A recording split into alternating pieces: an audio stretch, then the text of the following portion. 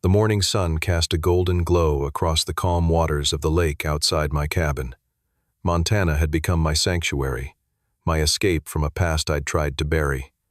Then my phone buzzed. A social media notification. Amanda had found me after 5 years of silence. My ex-wife, the woman I disappeared on after discovering her affair, was requesting to reconnect. My hands trembled as memories flooded back. I stared at her profile picture, debating whether to accept or continue my vanishing act. Before I tell you how I vanished from my cheating wife's life and why she's desperately trying to find me, now drop a comment letting me know where you're watching from, and hit subscribe if you've ever had to make the difficult choice to walk away from someone you once loved. I first met Amanda during my junior year at Seattle Pacific University. It was at one of those overcrowded house parties where the music was too loud and the rooms too stuffy. I had gone with my roommate more as his designated driver than from any desire to socialize. "Sage, you need to loosen up, my roommate." Jake insisted, handing me a non-alcoholic beer. "Talk to someone, anyone." That was when I spotted her across the room. Amanda stood out in the crowd with her confident smile and animated gestures as she told a story to a small group. Her dark hair fell in waves past her shoulders, and when she laughed, everyone around her seemed to light up. "Who is that?" I asked Jake. "Amanda Harrison, journalism major." "Way out of your league, dude." I gathered my courage and approached her group just as they dispersed for drinks. Our eyes met, and she smiled. "Let me guess," she said. "Engineering or computer science?" "How did you know?" "You have that analytical look. Plus, you're drinking water at a party. Dead giveaways." Our conversation flowed effortlessly from that moment. Amanda was fascinating, passionate about investigative journalism, determined to make a difference through her writing. I told her about growing up in a small town in Idaho, my scholarship to study software engineering, and my dreams of creating technology that helped people. We exchanged numbers, and by the next day she had texted me to meet for coffee. Our connection was immediate and intense. Within weeks, we were inseparable. I never believed in the whole when you know thing Amanda told me 3 months in. But with you, I just know. 8 months into our relationship, we moved into a small apartment near campus. Our life together felt perfect, studying late into the night, cooking cheap pasta dinners, and planning our future. Amanda wanted to work for a major newspaper. I hoped to join a tech startup that aligned with my values. After graduation, things moved quickly. I landed a job at Apex Solutions, a growing tech company in Seattle. Amanda secured an entry-level position at the Seattle Chronicle. Our schedules rarely aligned. I worked standard hours while she chased stories at all hours. But we made it work. We were building our dream life together. The proposal happened during a weekend trip to San Francisco. I had planned everything meticulously: dinner at a rooftop restaurant overlooking the Bay Bridge, a private moment at the Golden Gate Vista Point, and a vintage ring that had belonged to my grandmother. "Amanda Harrison," I said, kneeling on one knee as the sun set over the city, "you've made these past 2 years the best of my life. Will you marry me?" Her eyes filled with tears. "Yes, 1,000 times yes." Our wedding was everything we had dreamed of. 120 guests, an outdoor ceremony at a vineyard outside the city, and vows we had written ourselves.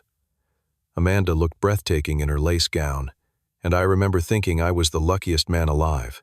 "I promise to support your dreams as you've supported mine," I said in my vows. "To be your partner in everything life brings. I promise to choose you every day for the rest of our lives," she replied.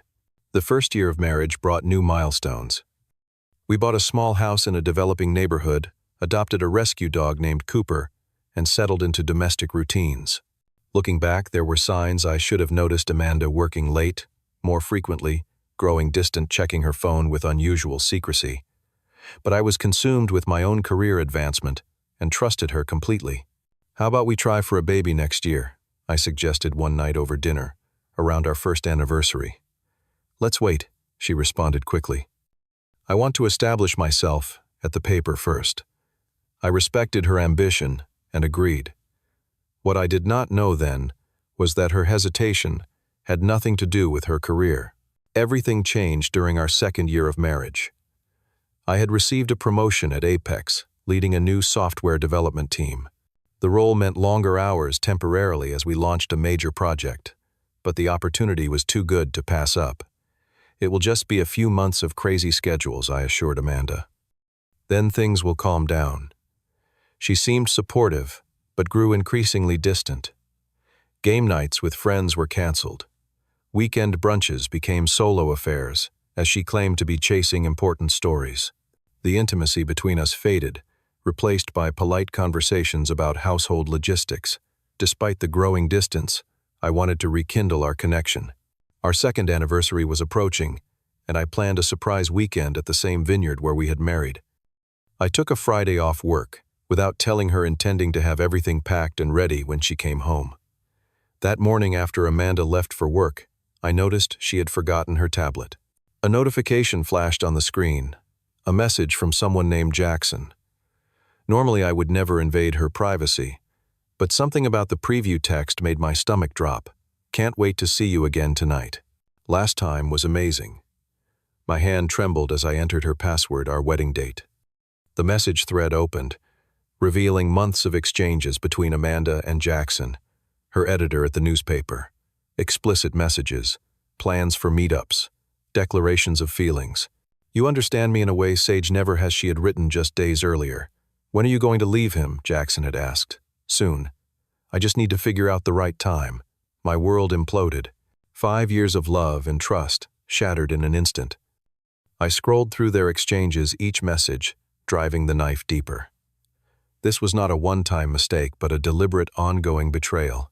With a hollow feeling in my chest, I searched her email, finding hotel reservations and photos they had shared. The affair had been going on for at least 6 months. 6 months of lies directly contradicting our marriage vows. I called her immediately, my voice barely controlled. Sage, what's wrong? She asked, sounding genuinely concerned. Who is Jackson? The line went silent. And don't lie to me, Amanda. I've seen everything. Sage, I can explain. Her voice cracked. It just happened. I was feeling lonely with your new job and... It didn't just happen. It's been going on for months. You've been planning to leave me. She began sobbing. I'm confused. I made a terrible mistake. Please, let's talk when I get home. No, I said firmly. I will not be here. I packed a small bag and drove to my friend Ryan's apartment. For 3 days I existed in a fog of pain and betrayal. Amanda called incessantly, left tearful voicemails, and sent desperate texts. It meant nothing. Jackson was a mistake. Please come home. We can work through this. I still love you. I never stopped loving you. I could not eat or sleep. Every memory of our relationship was now tainted. Every happy moment called into question. Had any of it been real? On the 4th day, I learned Amanda would be traveling to New York for a journalism conference. The trip had been planned for months. She would be gone for a week. In my state of emotional turmoil, an idea took shape. I did not want a messy divorce, endless confrontations, or mutual friends forced to take sides. I wanted a clean break, a complete separation from the life we had built on what now felt like a foundation of lies. I made my decision. I would disappear. The plan came together with surprising clarity, considering my emotional state. I had 5 days before Amanda returned from New York, 5 days to erase myself from our shared life. First, I contacted my employer. I had built a strong reputation at Apex, and my team had just completed our major project launch. I explained that I was going through a personal crisis and needed to resign immediately. My manager, concerned by my uncharacteristic request, offered an alternative. We value your work, Sage. What if we transition you to a remote position instead? You can work from anywhere with an internet connection. This was better than I had hoped. I would have income without a traceable workplace. I accepted the offer and requested confidentiality about my new arrangement. Next came the financial separation. We had 3 accounts, individual accounts for each of us, and a joint account for household expenses. I withdrew exactly half of our joint savings, leaving Amanda's personal accounts untouched. I closed my credit cards and opened a new account at a different bank, providing my friend Ryan's address for correspondence. "Are you sure about this?" Ryan asked, as he helped me sell my car to a private buyer for cash. Completely ghosting her seems extreme. I cannot face months of her excuses and attempts to win me back, I explained. A clean break is better for both of us. "And where will you go?" I had been researching remote locations with internet access, Montana initially. After that, I will figure it out as I go. Over the next 3 days, I sold or donated most of my belongings, keeping only essential clothes, my laptop, important documents, and a few sentimental items from before I met Amanda. Everything fit into one suitcase and a backpack. The morning of my departure, I visited our house one last time. Amanda would not return for 2 more days.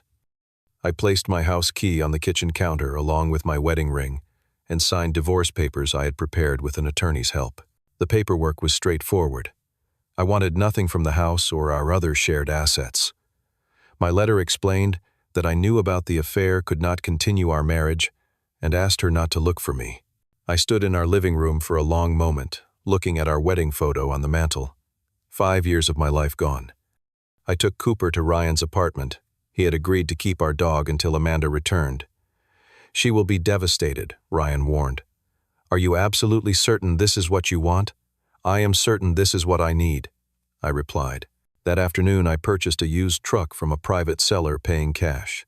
I drove east, crossing state lines, using only cash for gas and food. At a mall in Idaho, I bought a prepaid phone with cash and discarded my old one after transferring essential contacts.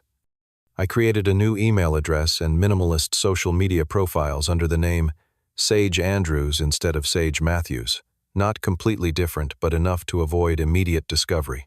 3 days, and nearly 1,000 miles later, I arrived in a small town near Flathead, Lake Montana.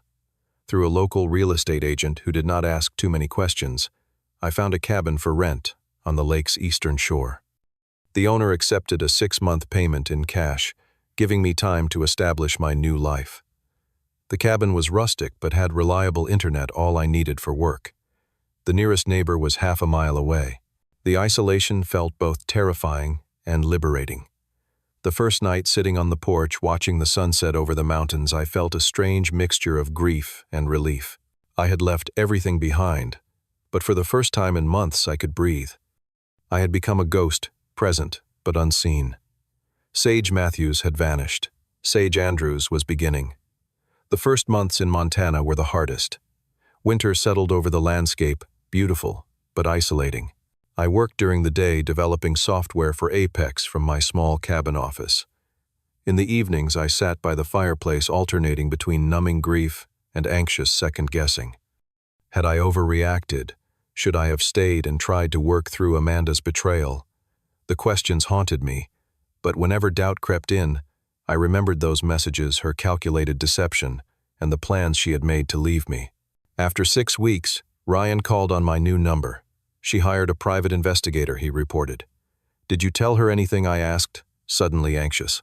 "Only that you needed space and would contact her when ready." I did not mention Montana. According to Ryan, Amanda was frantic. She had returned from New York to find the house empty, Cooper at Ryan's, and divorce papers on the counter.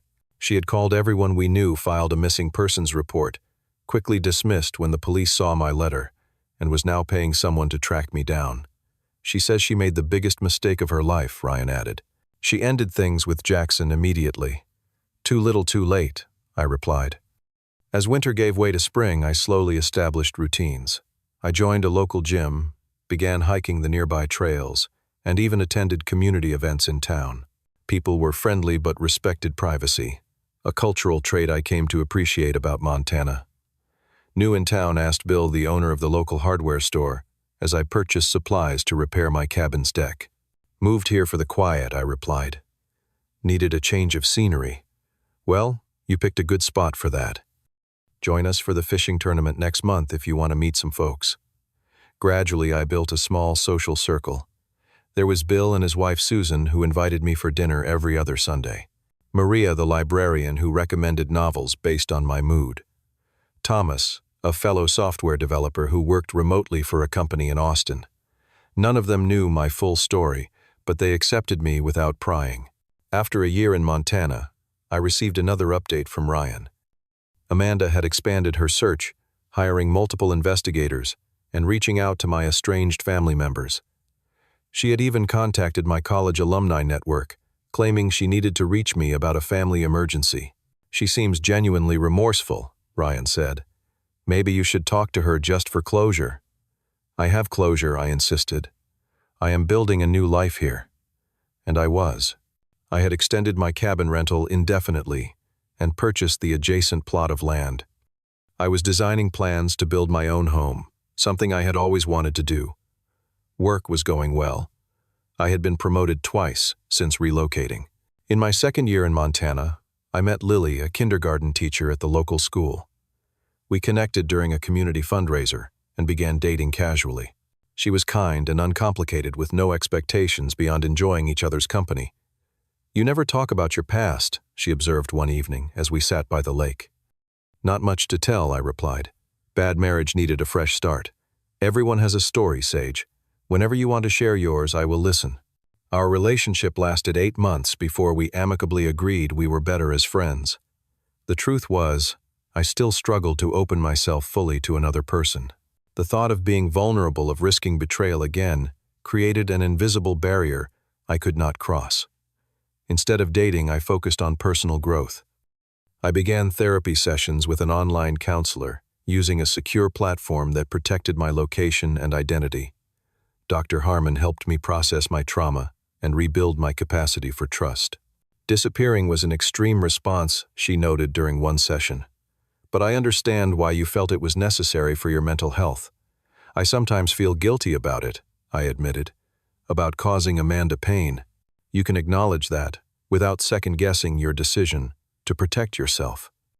By my third year in Montana, I had found a rhythm. I expanded my remote work to include consulting for several companies. I finished building my house, a modern cabin, with large windows overlooking the lake. I adopted a German Shepherd named Max and took up woodworking, creating furniture for my new home. Ryan's updates about Amanda became less frequent. She had apparently moved to Boston for a new job opportunity. The private investigators had all reached dead ends. She had dated briefly, but nothing serious. She still occasionally asked Ryan about me. I thought about her less frequently as time passed. The sharp pain of betrayal had dulled to an occasional ache, a reminder of lessons learned rather than an open wound.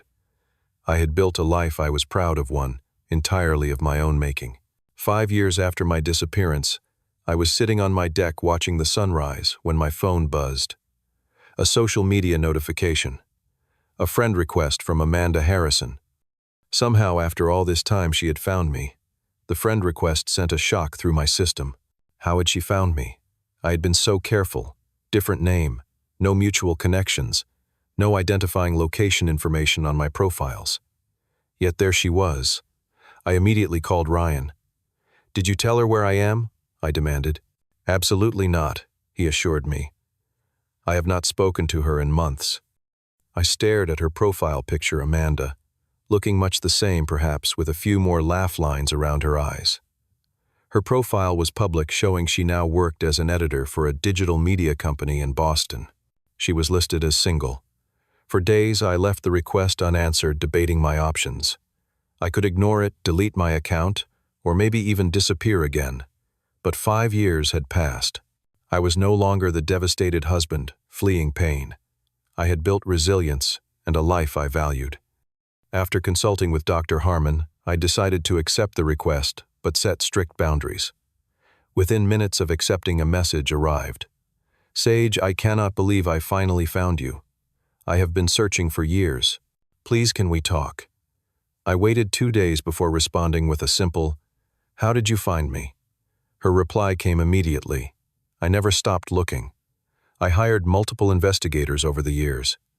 Last month, one of them found a connection between your current email and your new name through a technology conference you spoke at. Your photograph on the conference website confirmed it was you. I have so much to say, so much to apologize for. Would you be willing to hear me out?" I considered ignoring her, but curiosity won out. I have built a new life. What do you hope to accomplish by contacting me now? We exchanged messages over the next week. She explained that after I left, she had fallen apart. She had ended things with Jackson, immediately sought therapy, and spent years reflecting on her actions. She had never finalized our divorce technically, making us still married, a detail that unsettled me. "I understand if you hate me," she wrote. "What I did was unforgivable. But I have changed, Sage. I have grown. Not a day goes by that I do not regret losing you." Against my better judgment, I agreed to meet her not in Montana, but in Boise, Idaho. Neutral territory. We would meet at a restaurant downtown, a public place where I could leave if things became too intense. The days leading up to our meeting were filled with anxiety. I barely slept. What would I say to the woman who had once been my everything, then betrayed me so completely that I fled across the country?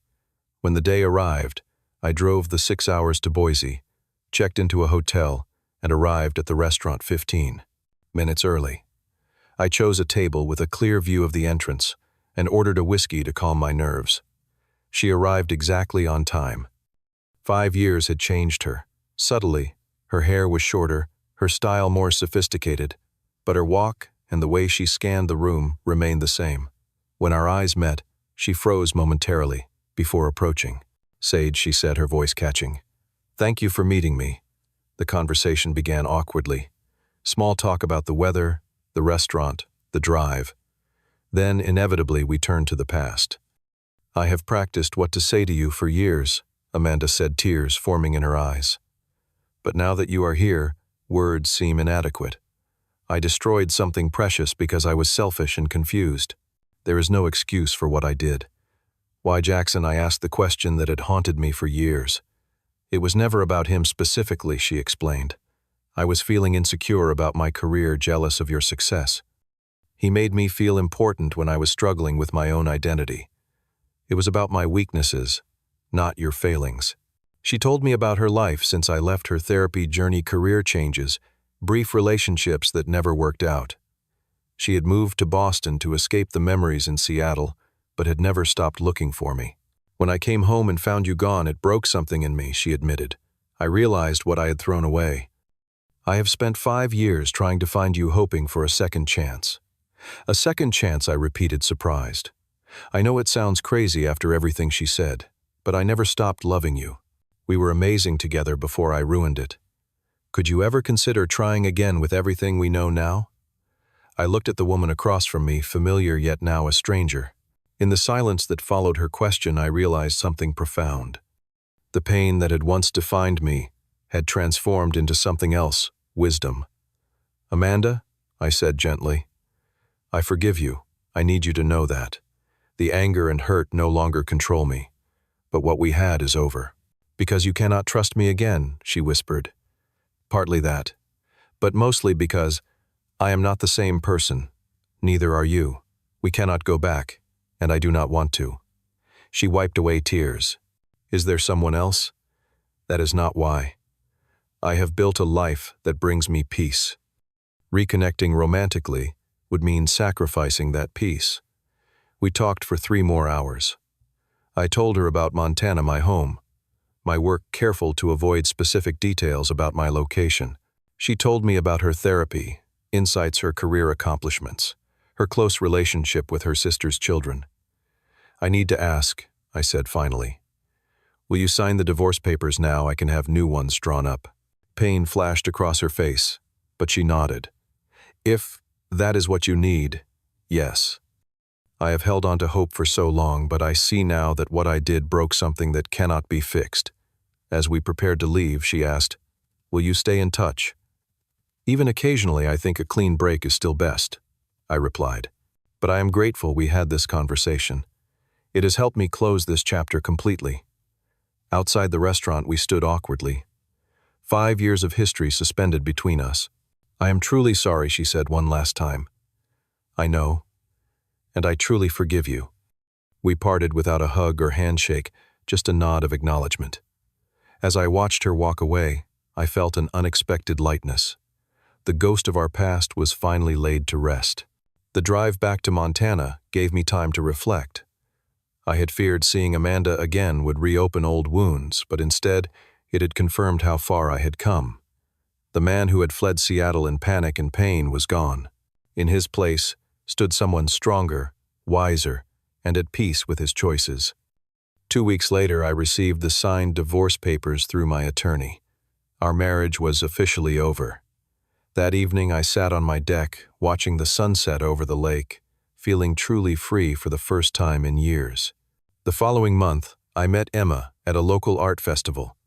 She was a wildlife biologist studying wolf populations in the national park. Unlike with previous relationships, I found myself able to be open about my past. "You ghosted your entire life?" she asked, eyes wide with surprise. "That takes incredible courage and perhaps a touch of madness." "It was both the hardest and best decision I ever made," I admitted. "Sometimes you have to lose everything to find yourself." Letting Emma into my life felt natural. She understood my boundaries and respected the life I had built. 6 months into our relationship, I took her to the spot where I first arrived in Montana, the overlook where I had stood alone, terrified of what lay ahead. "This is where Sage Andrews was born," I told her, "out of the ashes of a life that no longer served me." She took my hand. "Thank you for trusting me with your story. Life continues to unfold in unexpected ways. The pain that once defined me has become just one chapter in a much longer story. I sometimes wonder what would have happened if I had tried to work things out with Amanda. But that path was closed the moment I chose to disappear. I hope my story resonates with those of you who have faced betrayal or felt the need to start over. Sometimes walking away is not running from your problems, but running toward a better version of yourself. Have you ever had to completely restart your life? How did you find the courage to begin again? Share your experiences in the comments below. If this story touched you, please subscribe and hit the like button. And remember, sometimes the bravest thing you can do is disappear from where you are not valued to reappear where you can truly thrive. Thank you for listening, and I wish you the courage to make the difficult choices that lead to peace.